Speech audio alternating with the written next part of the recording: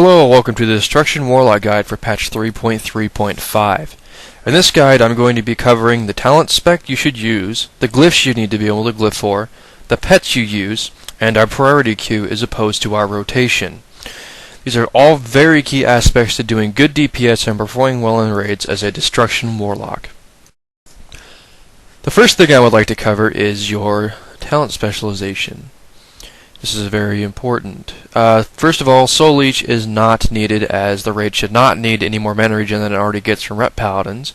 Backdraft is a powerful ability. Do not spec out of it unless you're haste capped. Big deal, people. If you're under 17% hit, spec accordingly. Not hitting is a bigger DPS loss than anything else you could possibly imagine. I just want to give you a quick example of what my DPS spec ends up looking like with 3 out of 3 suppression. It's a very standard spec, generally everything. I don't have Soul Leech, as you can see. I am spec'd for Shadow Fury for ads and, stuff like on fights like Sorrowfang and Lich King.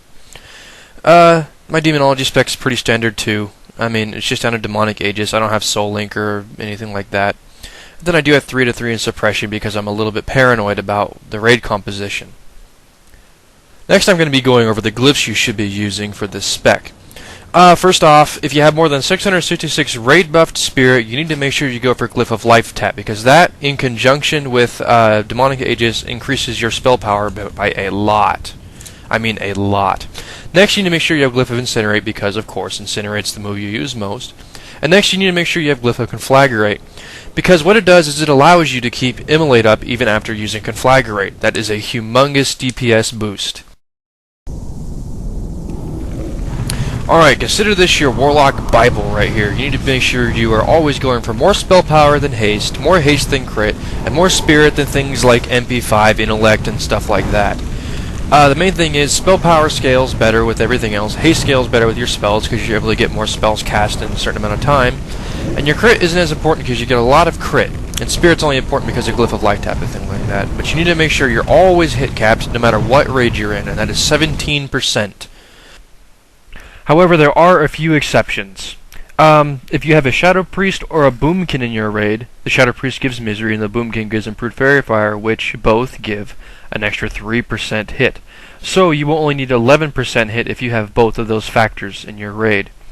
On top of that, I would suggest carrying extra crit or haste gear in your bags at all times, just in case you do happen to have one of these in your raid.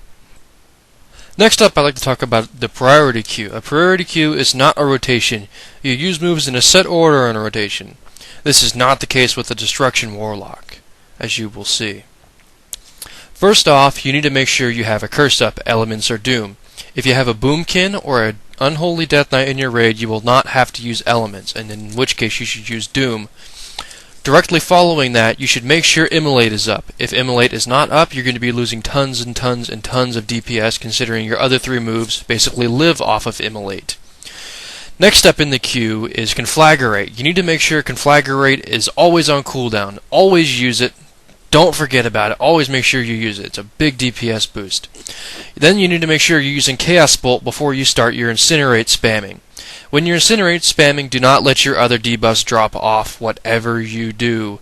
You lose so much DPS if you let Curse of Elements or Immolate drop off. I'd also like to talk here for a moment about pets. Generally, you only use your Imp.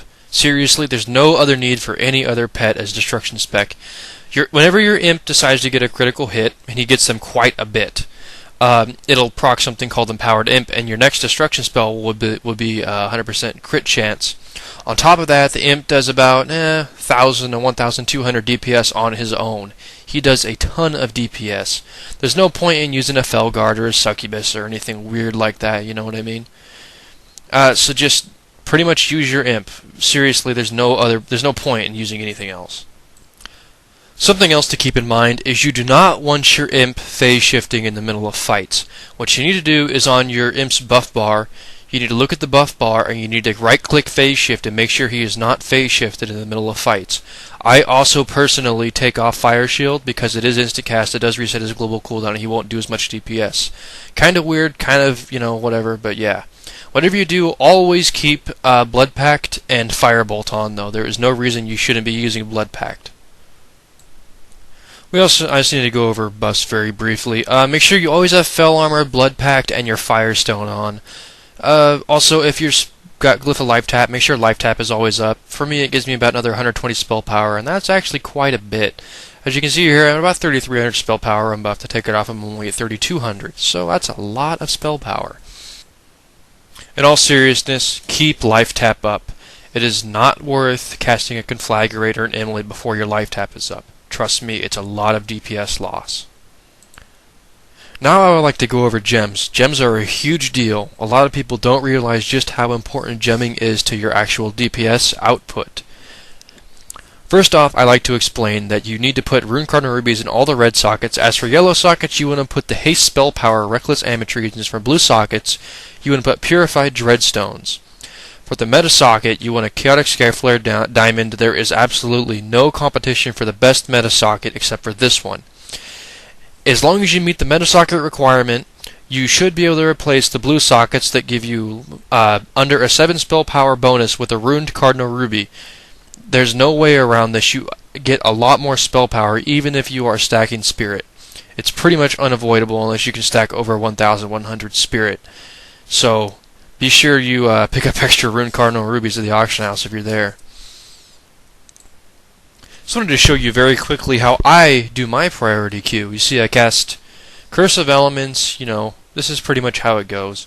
Keep in mind I do have 4-piece tier 10, so I do get a lot of procs up and all this other stuff.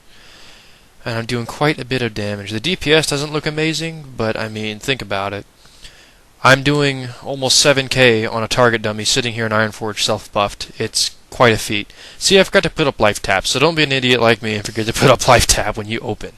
At any rate, make sure you comment, rate, subscribe. Leave comments, really, if I tell you something wrong or some stupid information or whatever. If you have any questions, PM me. I'll be more than happy to respond. Well, thanks for watching, and I hope this really helped you new Warlocks, or even you old Warlocks who didn't quite understand some of this stuff. Anyways, I'll be putting up a Holy Paladin guide here pretty soon, so have fun DPSing, and I will talk to you guys later.